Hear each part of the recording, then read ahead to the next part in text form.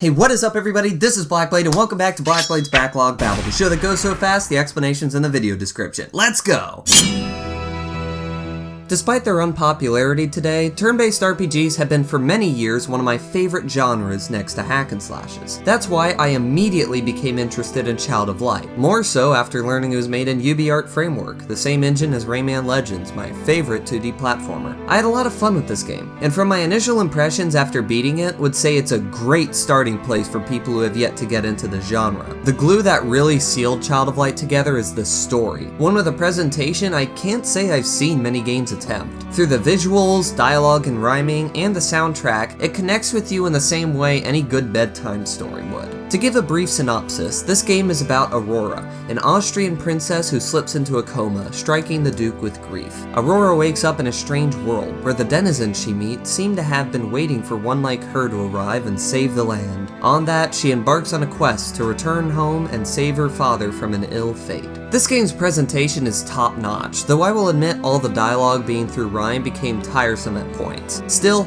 I didn't mind as what the characters had to say was engaging. On that note, the characters are one of the best parts of this game, both narratively and gameplay-wise. They each have believable reasons to embark on Aurora's quest with her, and some even have a fair share of development, such as with the Golem or Finn, my two favorites. All this time I've spent talking about the story though, so let's go into the gameplay, which is exactly what I hoped for. This game has a few light platforming and puzzle elements, but a larger focus is the combat. A good turn-based RPG in my opinion is one that uses the system in fashion to a tabletop game by giving the player unique encounters that wouldn't be as enjoyable in a real-time scenario. And this game perfectly captures that idea. Each enemy has unique properties aside from the reskins, which are a little too frequent for my tastes, and on the other hand, every character aside from two have different properties to make them feel unique and equally useful, so long as you're not a stock market obsessed rat. I'm not kidding, by the way, that's a real character. Anyway, all combat revolves around the timeline, giving this game similarities to Final Fantasy's active time battle system. I love this as a lot of tactics involve controlling the timeline, be it interrupting enemies before they can execute an attack, using Igniculus to slow enemies down, hastening allies, becoming impervious to interruption, etc.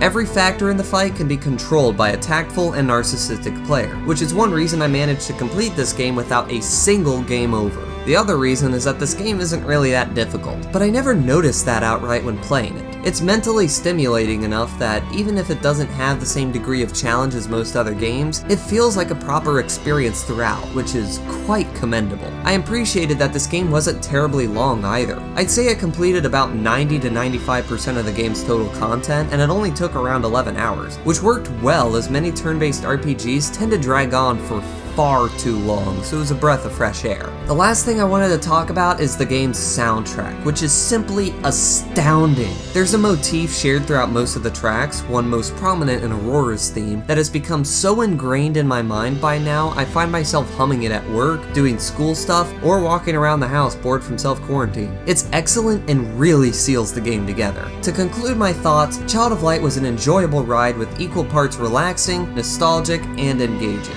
I'm not sure if I see myself revisiting it again any day, but that's simply because it left a lasting impression most games could only dream of accomplishing. Without question, this was worth the wait.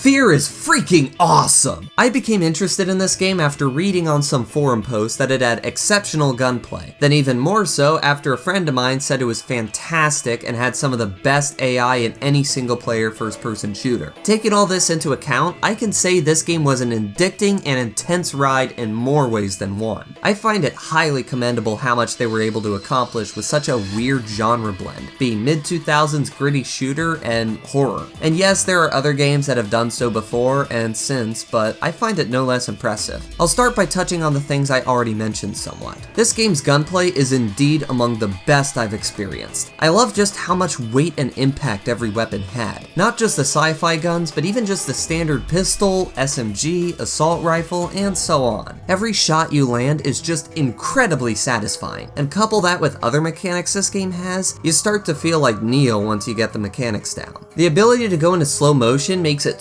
so much fun to pull off insane maneuvers that with normal pace of gameplay you'd have to be insanely coordinated to do. And included in these maneuvers, beyond just guns, are the multiple and effective melee attacks. There are moments where you'll perform a sliding kick on one target, come back up and fire a particle beam into the guy behind him. There are just so many moments that give you an absolute adrenaline rush. I do wish the game had actually told you how to pull off some of these maneuvers rather than having to look it up though. You can only really learn everything you're able to do through a random tutorial hint on the load screen, or if you had the manual it seems. Still, I was told how to early on, so I still had fun with it. Also, these combat sequences are equally enjoyable with the enemy AI. It's a rare thing in which you play a single player game where you die multiple times, but never in a way that's frustrating or unfair. The enemy soldiers communicate and use proper tactics, like laying down cover fire for another to circle round, then flushing you out to be exposed whichever direction you take. Almost every death in this game you have has this sense that you weren't unlucky or the game cheated, but rather that you were outsmarted. It's an odd thing to be happy about, to be sure, but it did make my experience a lot nicer. I love the weapon sandbox too. It's always a clear sign a game has good variety when I struggle to pick a favorite. If I absolutely had to, it would be the particle weapon for frying enemies into skeletons that don't really know how to sit properly. At the same time, I didn't really have a least favorite. Each one was fun to use at different points, and I guess my only complaint was not getting to use some of them longer, like the repeating cannon. F.E.A.R also understands rather well the fun of these sections and makes sure to keep them coming regularly. The levels are designed to constantly get you to the next intense or scary sequence. However, as is a problem with many older first-person shooters, it has a lot of where do I go moments. Sometimes I just got turned around during a fight and disoriented where I came from or where I needed to go, and alongside other things like inconsistencies with which doors you can or can't interact with, there are a good few amount of times where the flow of gameplay is broken. I didn't care though. Finally getting to those fights was worth it. Anyways, let's talk about horror. Horror games are one of the genres I have the least experience with, and with this game, I think it works quite well. It does lead to the other issue I had though,